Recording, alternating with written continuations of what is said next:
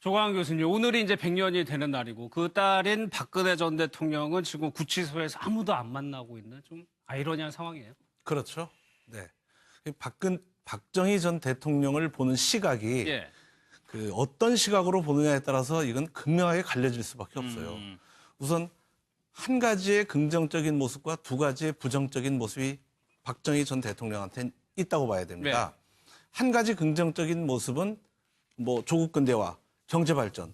오늘 이렇게까지 살게 하는 데는 박정희 대통령의 공이 컸다. 예. 이런 것은 긍정적인 모습의 박정희 전 대통령의 모습이고, 부정적인 모습은 어쨌든 박정희 대통령은 젊은 시절에 일본군 육사 장교였어요. 예. 만주 군관학교 출신입니다. 그래서 뭐 사실 여부는 논쟁이 있지만 독립군을 갖다가 잡으러 다니던 일제의 앞잡이였다는 그런 그 아픔이 있는 거죠. 예. 그리고 그 후에 이제 그 건국 과정에서의 군 내에서 남로당의 조직원으로 활동을 갖다가 했거든요.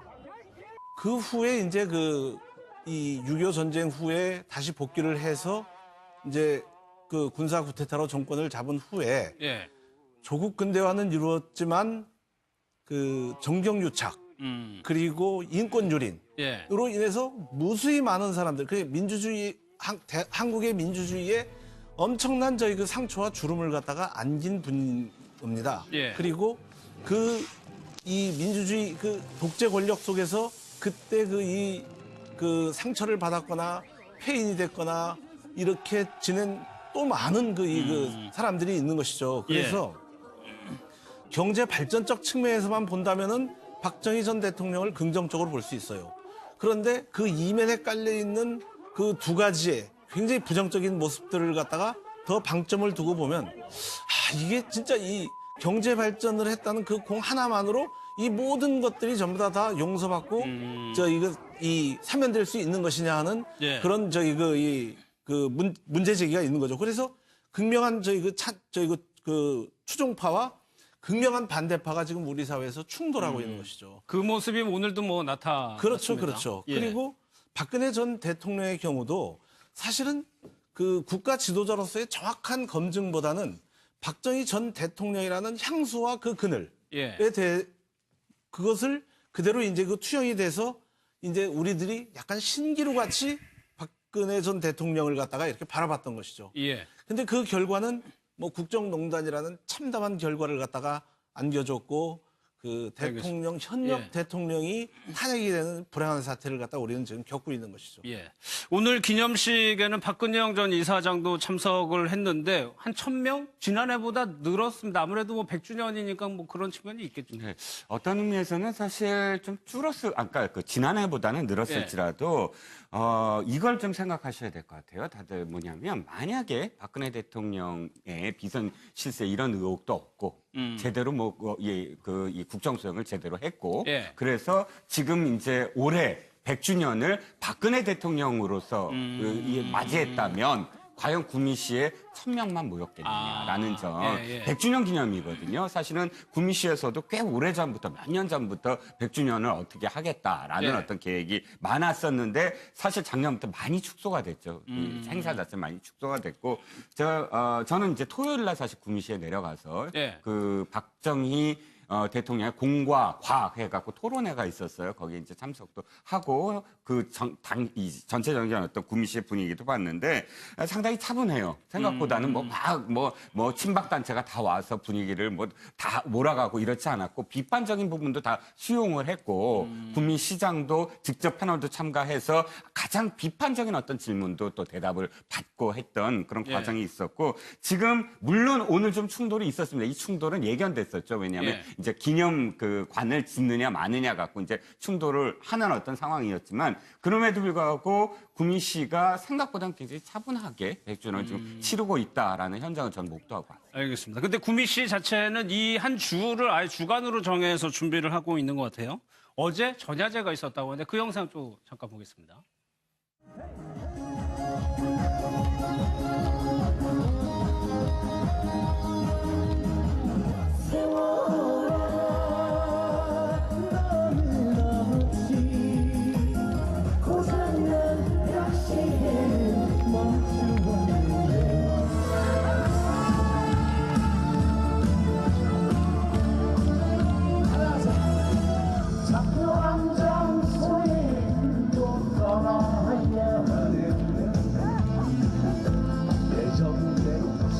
그대로 떠나야 하네.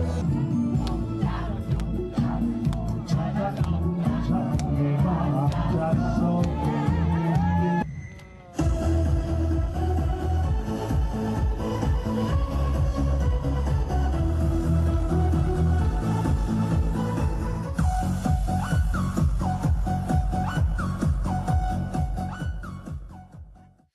뭐 저런 전야제에서 뭐 들뜬 분위기도 있지만 전반적으로 이제 차분하게 진행이 되고 있다. 근데 조광 교수님, 이게 지자체 구미시에서 예산을 굉장히 많이 지원을 하고 그 역사 기념관이라는 거에 대해서 200원을 지금 지원하고 돼 있거든요. 예. 이 부분은 어떻게 봐야 됩니까?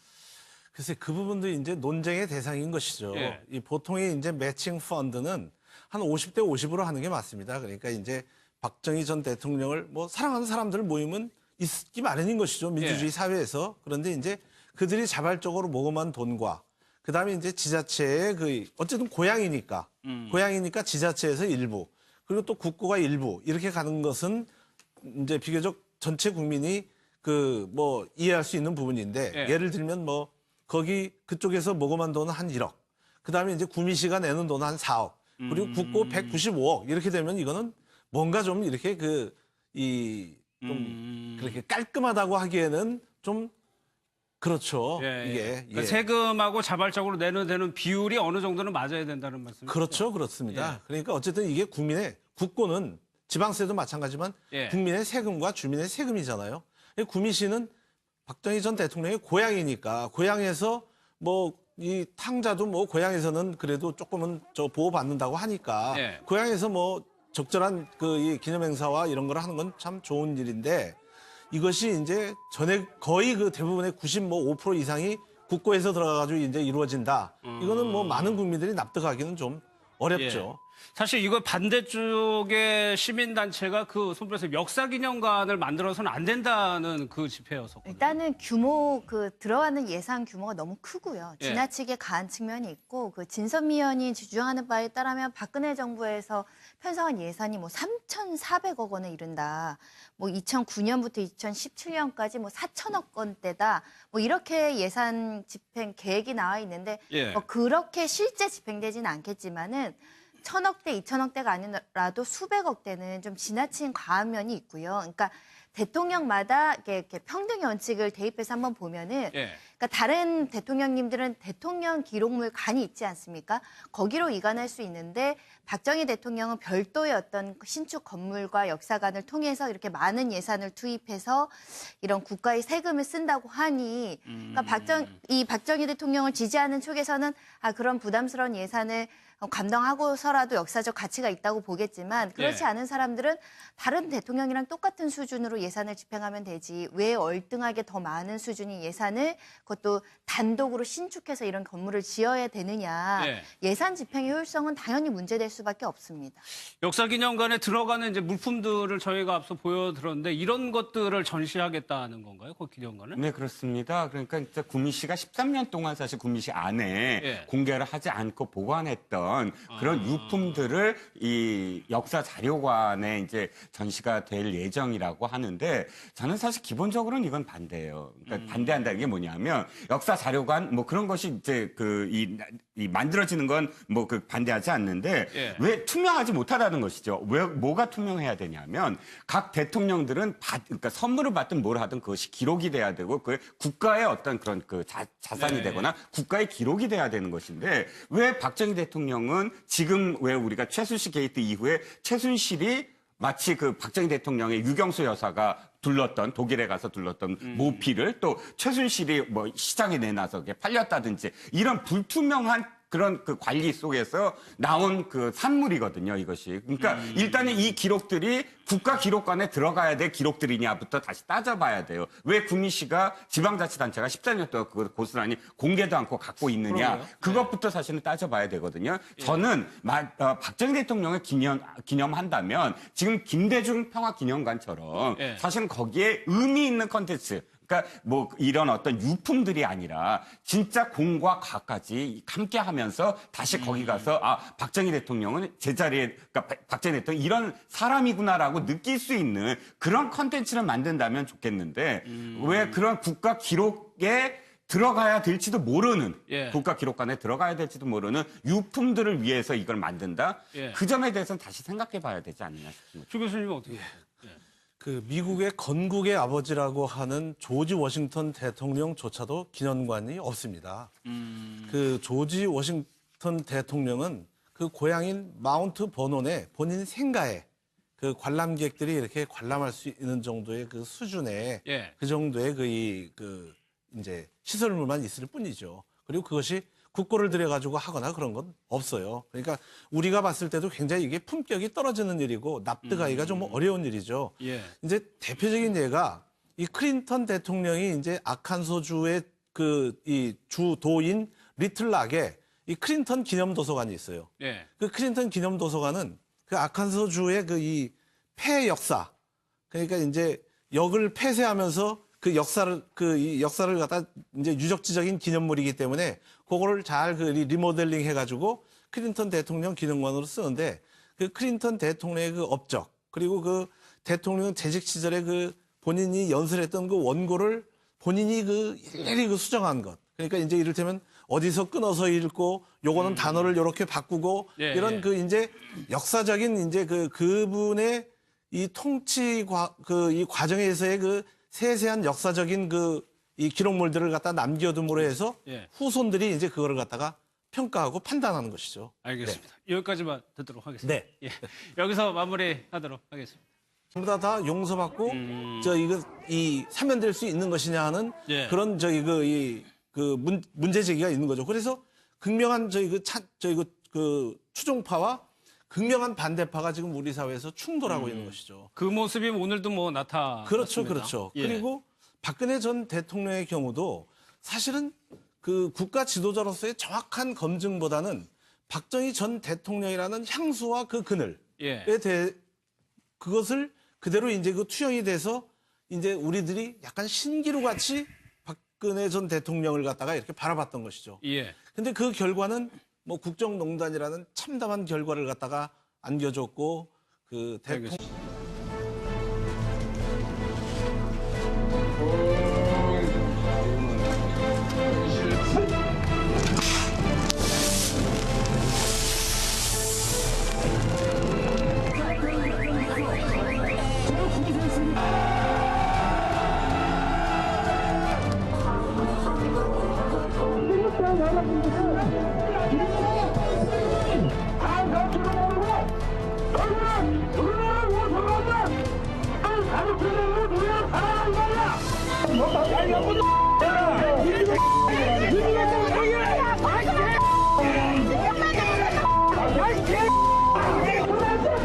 인권 유린으로 예. 인해서 무수히 많은 사람들, 그 민주주의 한국의 민주주의에 엄청난 저희 그 상처와 주름을 갖다가 안긴 분입니다. 예. 그리고 이 민주주의 그 독재 권력 속에서 그때 그 상처를 받았거나 폐인이 됐거나 이렇게 지낸 또 많은 그 사람들이 있는 것이죠. 그래서 경제 발전적 측면에서만 본다면은 박정희 전 대통령을 긍정적으로 볼 수 있어요. 그런데 그 이면에 깔려 있는 그 두 가지의 굉장히 부정적인 모습들을 갖다가 더 방점을 두고 보면 이게 진짜 이 경제 발전을 했다는 그 공 하나만으로 이 모든 것들이 전부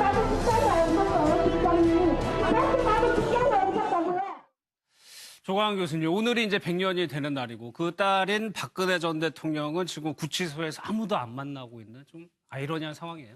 그렇죠. 네. 박정희 전 대통령을 보는 시각이 예. 그 어떤 시각으로 보느냐에 따라서 이건 극명하게 갈려질 수밖에 없어요.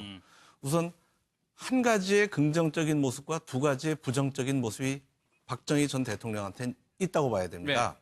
한 가지 긍정적인 모습은 뭐 조국 근대화, 경제 발전. 오늘 이렇게까지 살게 하는 데는 박정희 대통령의 공이 컸다. 예. 이런 것은 긍정적인 모습의 박정희 전 대통령의 모습이고 부정적인 모습은 어쨌든 박정희 대통령은 젊은 시절에 일본군 육사 장교였어요. 예. 만주 군관학교 출신입니다. 그래서 뭐 사실 여부는 논쟁이 있지만 독립군을 갖다가 잡으러 다니던 일제의 앞잡이였다는 그런 아픔이 있는 거죠. 예. 그리고 그 후에 이제 그 건국 과정에서의 군 내에서 남로당의 조직원으로 활동을 갖다가 했거든요. 그 후에 이제 이 6.25 전쟁 후에 다시 복귀를 해서 이제 그 군사 쿠데타로 정권을 잡은 후에 예. 조국 근대화는 이루었지만 그 정경유착 그리고